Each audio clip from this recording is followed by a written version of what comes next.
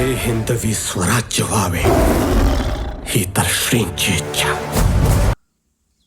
जय महाराष्ट्र मंडळी. राजा शिवाजी 1 मे रोजी महाराष्ट्रामध्ये प्रदर्शित होतोय.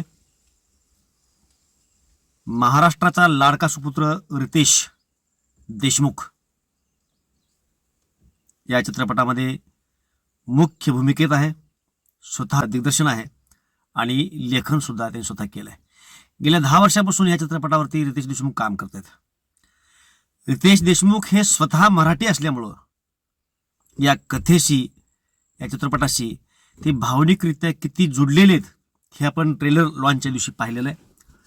ते जे अश्रू होते रितेश विलासराव देशमुख यांचे आणि जेनेलिया रितेश देशमुख यांचे, हे त्या चित्रपटाच्या काळामध्ये छत्रपती शिवरायांसोबत जे काही त्यांचं कनेक्शन जुळलं गेलं भावनेतून, ते ट्रेलरच्या दिवशी दिसत होतं. इतक्या आपुलकीनं जर हा चित्रपट बनवला गेला असेल तर या चित्रपटाचा दर्जा काय लेवलचा असेल आपण कल्पना करू शकतो. म्हणजे हे चित्रपट तयार करायचा आहे हा विषय वेगळा, आणि 10 वर्षे एखाद्या प्रोजेक्टवरती काम करायचे, त्यातले बारकावे पाहायचे, अभ्यास करायचा आहे, आणि इतक्या अभ्यासांअंती चित्रपट बनवायचा आहे म्हणजे तो चित्रपटाचा दर्जा एका उंचीवरती जातोच, यात काही शंका नाही. आणि रितेश सारखा माणूस जो स्वतः मराठी आहे, लहानपणापासून महाराष्ट्रातल्या कुठल्याही मराठी मुलांचे तुम्ही खेळ पहा, छत्रपती शिवराय म्हटल्यानंतर ते स्वाभाविकपणे लहानपणापासून त्यांचे ते खेळ असतात. ते सर्व खेळ रितेशने खेळलेत. त्यामुळं मराठी म्हणून छत्रपती शिवरायांशी जे कनेक्शन आहे, भावनिक कनेक्शन, त्यातून 10 वर्षाचा अभ्यास, या सगळ्यातून एक उत्तम दर्जेदार आणि भव्य दिव्य असा हा चित्रपट निश्चितच बनलेला आहे. ह्याची एक दुसरी बाजू असे ऐकायला मिळते की छत्रपती शिवरायांच्या वरती, त्यांच्या संबंधित कॅरेक्टर्सच्या वरती जे काही चित्रपट बनले गेले, तानाजी असेल, अगदी छावा असेल,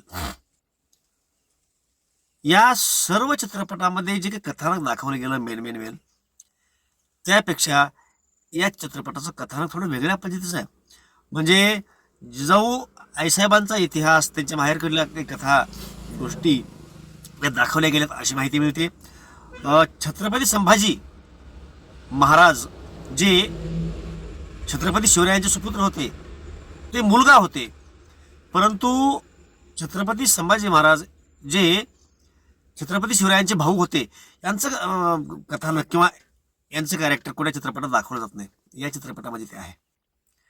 जर हा चित्रपट बऱ्यापैकी चालला तर या चित्रपटाची जसं आपण फ्रँचायझी बघतोय, धुरंधर 1, 2 आला, धूम 1, 2, 3 आला, अशा अनेक चित्रपट 1, 2, 3, 4 मध्ये येतात.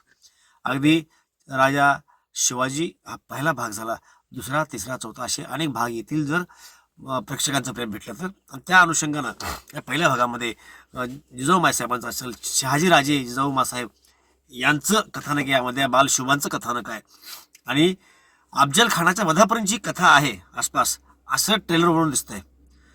म्हणजे महाराष्ट्राच्या भूमीमध्ये ज्या राजाने जन्म घेतला, ही भूमी त्यांच्या पदस्पर्शाने पावन झाली, त्या महाराजांच्या एक वेगळ्या अंगानं इतिहास पाहण्याची फार मोठी संधी आहे.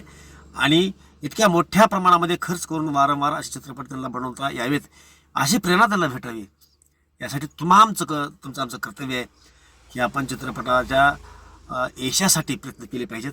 चित्रपट थिएटरमध्ये लागल्याच्या नंतर आपण जाऊन ते अवश्य पाहायचं आहे.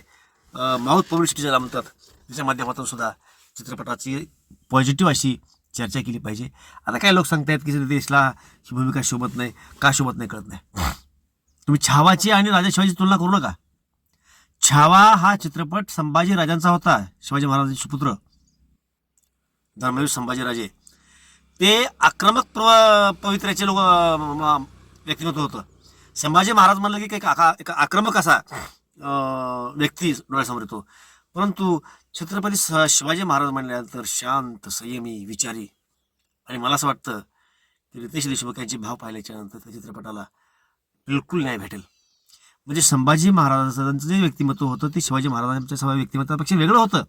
विकी कौशलने ते चांगलं केलं, म्हणून त्याच्यामधले व्हिज्युअल्स, त्याच्यामधले ॲक्शन्स यामध्ये तुम्ही अपेक्षा धरू नका. शिवाजी महाराज हे वेगळे होते, संभाजी महाराज वेगळे होते, आणि ते जे होते त्या पद्धतीचं सादरीकरण आपल्याला इथे पाहायला मिळेल. ती सादगी, तो गंभीरपणा, तो जे की शिवाजी महाराज म्हटल्यानंतर आपल्या डोळ्यासमोर चित्र येतं, अगदी त्याला साजेसं असं चित्र रितेश देशमुख यांना पाहिल्याच्या नंतर येतं. ह्या भूमिकेला त्यांनी न्याय दिला आहे असं मला तर वाटतं. 1 मेला आपण सर्वांनी चित्रपटगृहामध्ये प्रवेश करायचा आहे, मोठ्या संख्येने चित्रपट पाहायचा आहे. धुरंधरनं उत्पादनाचे आकडे मोडले, रेकॉर्ड मोडले. ते रेकॉर्ड राजा शिवाजी महाराज, शिवाजी या चित्रपटाच्या माध्यमातून सुद्धा मोडले गेले पाहिजेत, आणि त्यासाठी महाराष्ट्रानं विशेष करून ह्या चित्रपटाच्या पाठीशी राहायला पाहिजे. जय महाराष्ट्र, जय शिवराय.